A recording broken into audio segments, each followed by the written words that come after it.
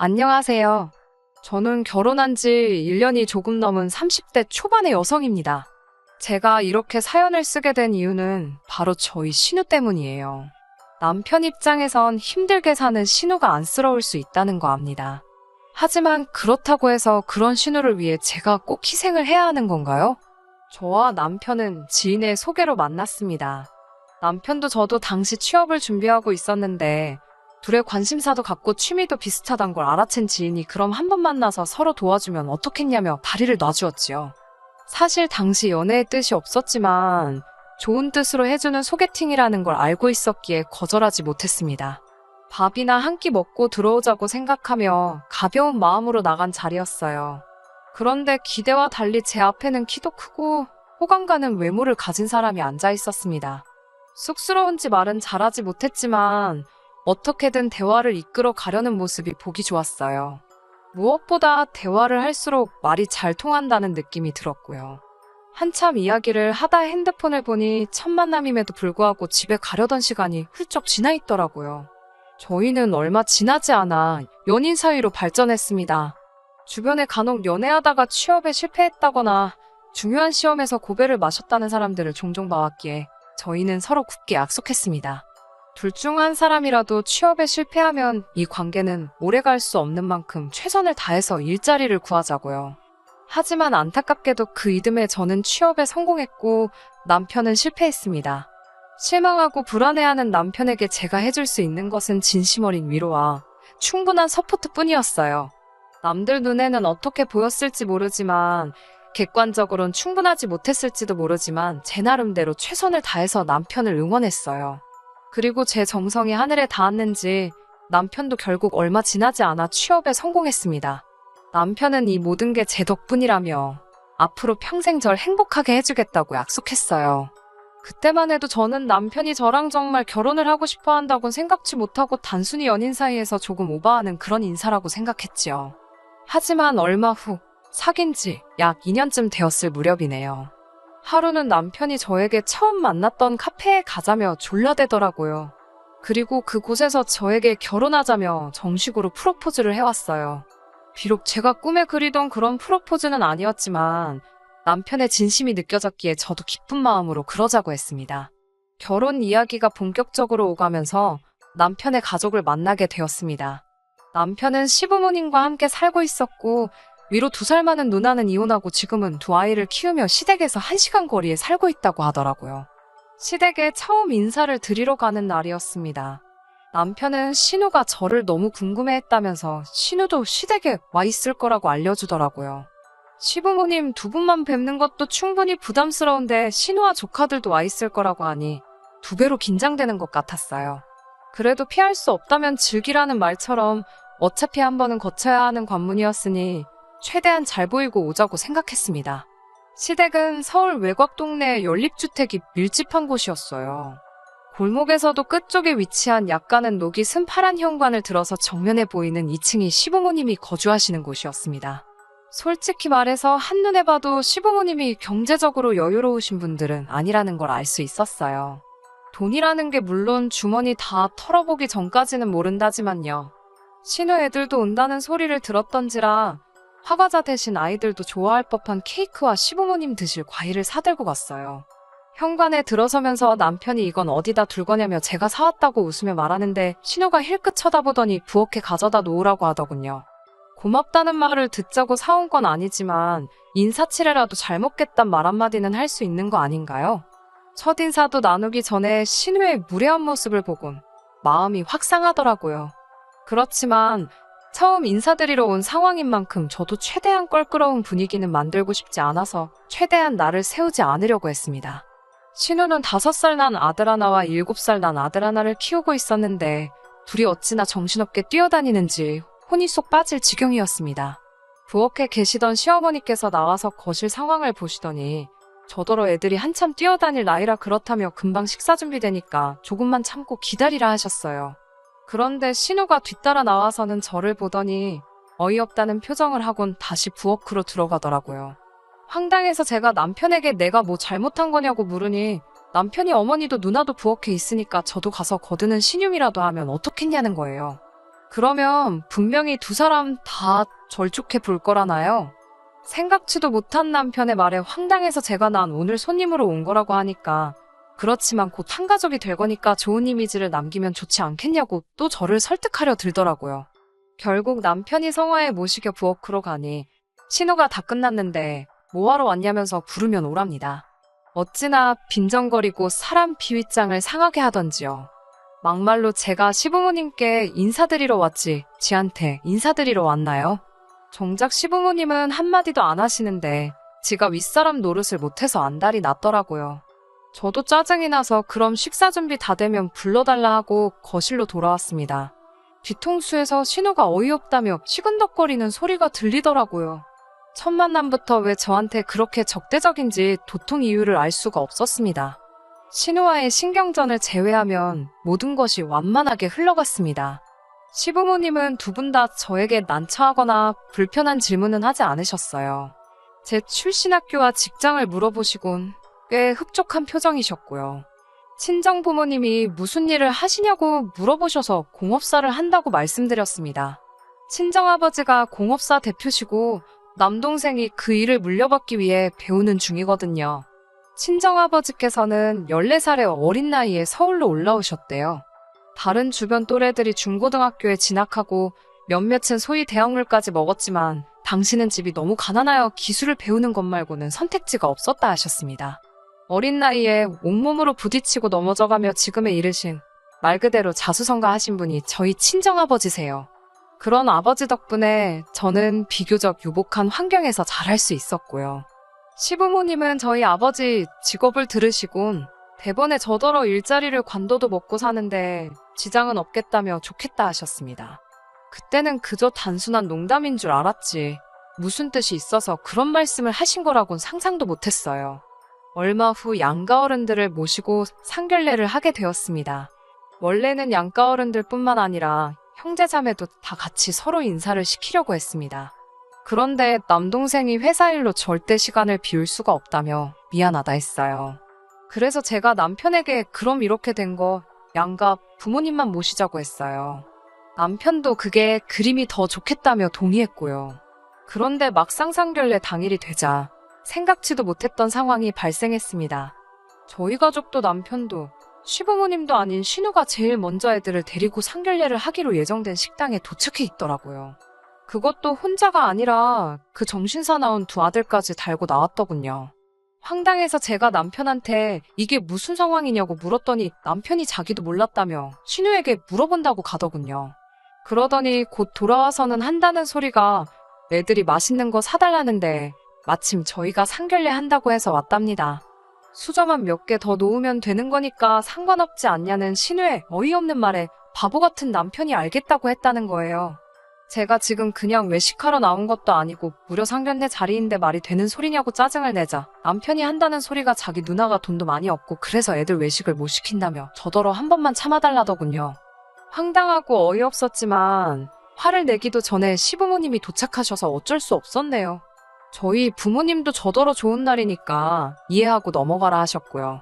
사실 신우한테 제 감정이 호의적이었다면 상견례 자리 여부와 관계없이 크게 신경 쓰이지 않았을 것 같아요. 애들도 예뻐 보였을지도 모르지요. 하지만 지난번에 신우가 저한테 못되게 굴었던 게 자꾸 생각이 나니까 감정 조절하기가 쉽지 않았습니다.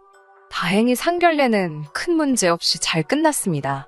이미 남편과 제가 각자 그동안 모은 돈에 약간의 대출을 더해서 신혼생활을 시작하기로 얘기가 끝난 상황이었고 양가 어른들에게도 그렇게 말씀드렸기 때문에 서로 민감할 수 있는 대화는 피할 수 있었거든요.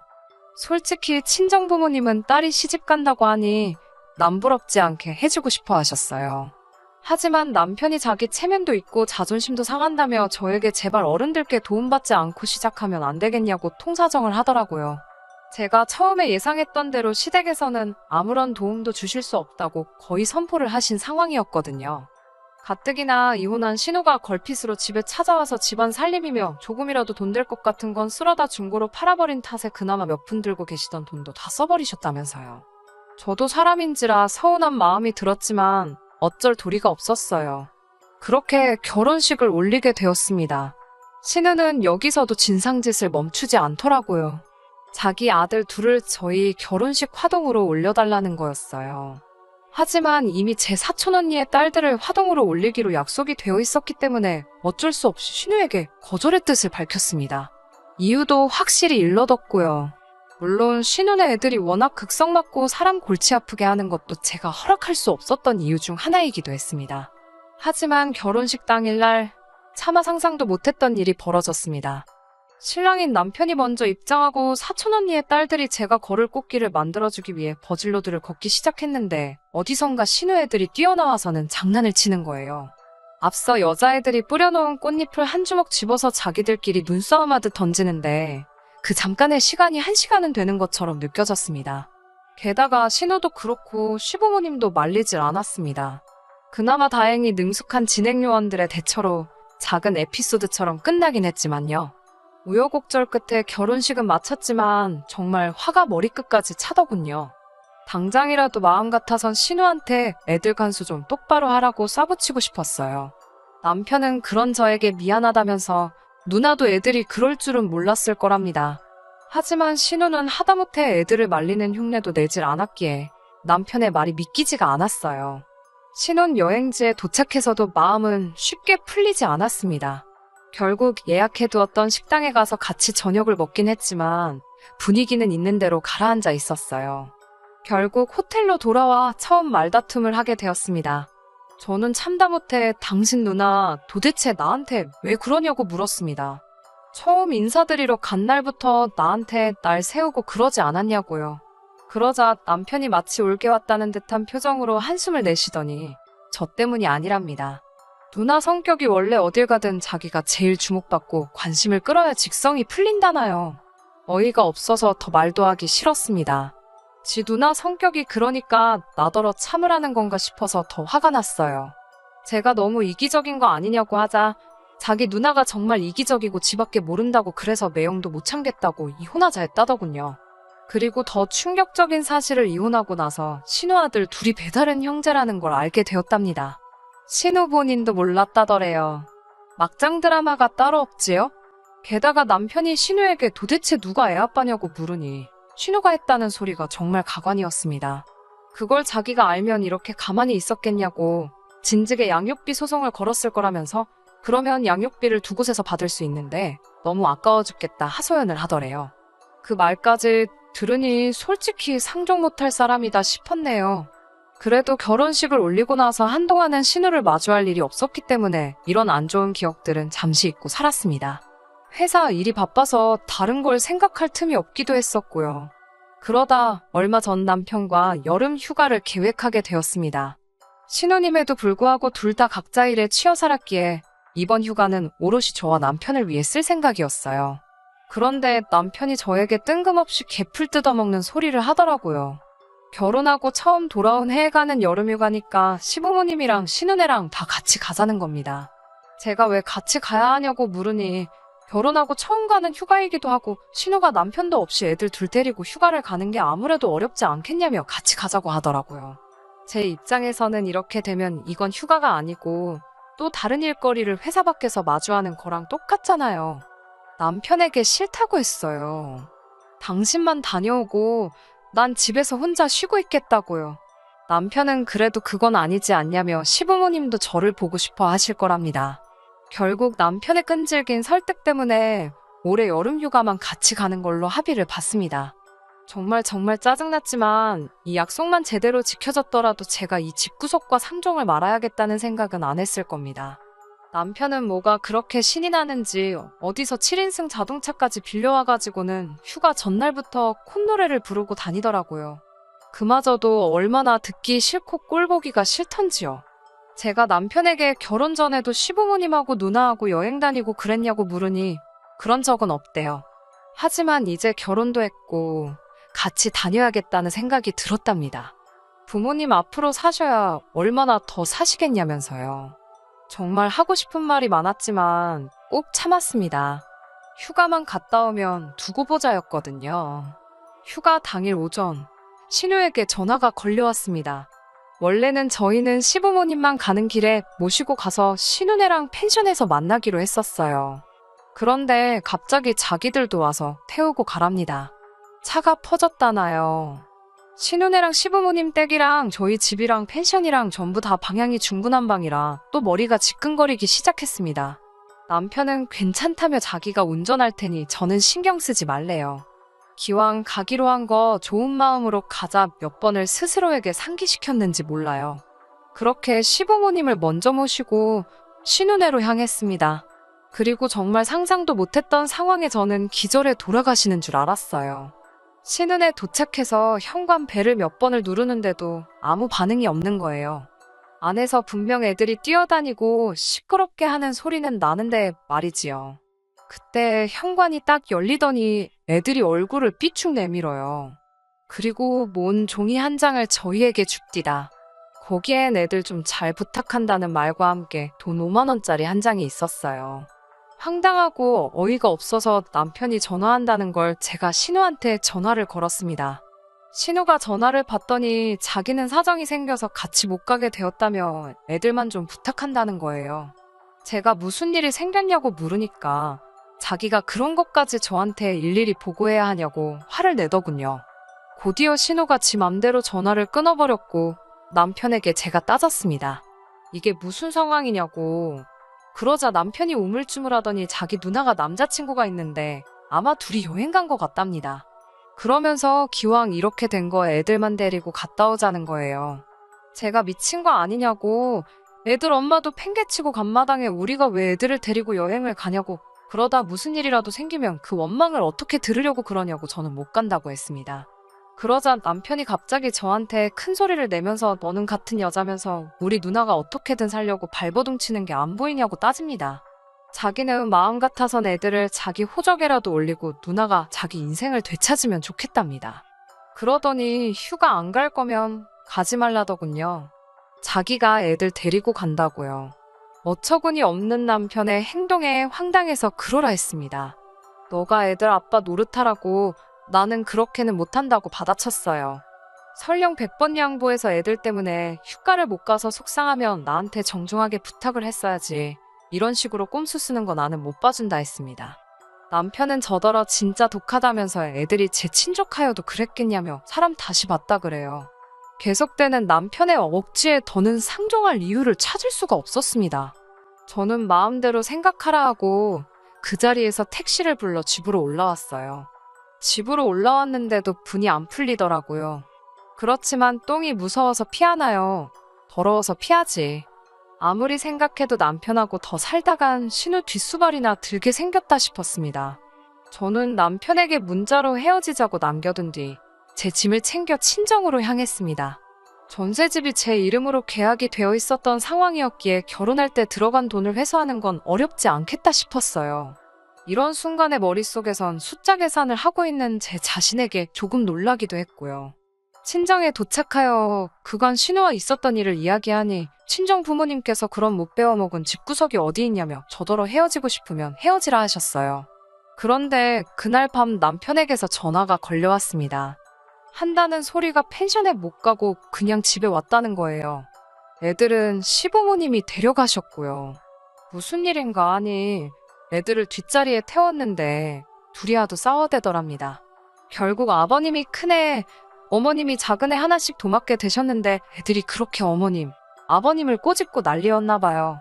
결국 참다 못한 아버님이 훈육 차원에서 큰애를 때렸고 그러니 또 애가 빼굴어대고 어떻게 감당이 안 되더래요. 결정적으로 과자 한 봉지를 손에 들려주니 창문을 열고 옆에 달리는 차들한테 과자를 집어 던져서 난리가 났나 보더라고요. 고속도로에서 그랬으니 더 말 안 해도 상상이 되실 겁니다. 결국 다른 차들로부터 욕먹고 진이 빠져서 집에 왔다며 제 뜻대로 되었으니 이제 집으로 돌아오랍니다. 한다는 소리가 저만 있었어도 일이 이 지경까지 되진 않았을 거라나요. 저는 남편에게 지금 내가 장난하는 거 같냐고 헤어지자고 했습니다. 홧김에 하는 소리가 아니라고요. 이제 겨우 애들 5살, 6살인데 내가 이 돌아가는 꼬락서니를 보아하니 신우가 애들 둘 케어하기는 글렀고 자칫하다간 다 내가 하게 생겼다. 벌써 당신은 호구 생활을 자처하고 있지 않냐. 나는 그렇게는 못 산다고 했습니다. 다행히 우리 아직 혼인신고도 안 되어 있으니 깔끔하게 전세 보증금 반반 정리하고 살림살이도 중고로 처분해서 반반 정리하면 될 것 같다고 아무 미련 없이 담담하게 설명했어요. 그러자 남편도 제가 진심이라는 걸 알았는지 애들이 좀 크면 그러겠냐고 저더러 너무 당장 기분에 취해서 돌이킬 수 없는 실수를 하지 말랍니다. 끝까지 정신 못 차리는 남편을 보니 저는 제 결심에 더 확고한 믿음을 가질 수 있었습니다. 그 이후로 한 달 가까이 남편은 집요하게 매달렸지만 저는 흔들리지 않았습니다. 신우한테까지 연락이 와서 자기가 그런 뜻은 아니었는데 마음이 상했다면 일단 미안하다고, 그렇지만 저도 보통은 아니었다는 사과 같지 않은 사과를 하기도 했지만 어림택도 없었어요. 시부모님도 그래도 우리 참 좋았지 않았냐 하며 아가아가 하시는데 그것도 듣기 싫었고요. 결국 팔이 안으로 굽는다고 아무리 저한테 아가아가 하셔도 신우랑 제 사이에 무슨 일이라도 생기면 신우 챙기시지 저 챙기시겠냐고요. 그렇게 결국 저와 남편은 헤어지는데 서로 동의했고 지금 그 집에는 남편이 살고 있습니다. 월세처럼 한 달에 얼마로 간주하고 나중에 전세보증금 정리할 때 거기서 차감하기로 했네요. 제가 원래 성격이 제 사람들한테는 잘 퍼주고 참아주고 그래도 일단 틀어지면 칼 같은 편이거든요. 취업 준비라는 어떻게 보면 인생의 첫 번째 난관 같은 시기를 같이 버텨낸 남편과 헤어지는 일이 저에게 쉬운 일만은 아니었지만 그래도 후회는 없습니다. 제 자신을 위해 살기에도 부족한 인생을 희생하며 살 수는 없어요. 그러라고 저희 부모님이 저 못 빠지게 키우신 거 아니잖아요. 저는 저희 부모님의 은혜에 보답하기 위해서라도 제 행복을 위해서 열심히 살 겁니다. 여러분도 항상 스스로의 행복을 가장 1순위에 놓고 사시길 바래요. 끝까지 들어주셔서 감사합니다. 오늘의 사연은 여기까지입니다. 구독과 좋아요, 알람 설정 부탁드리고 더 좋은 사연으로 다시 찾아뵙겠습니다. 감사합니다.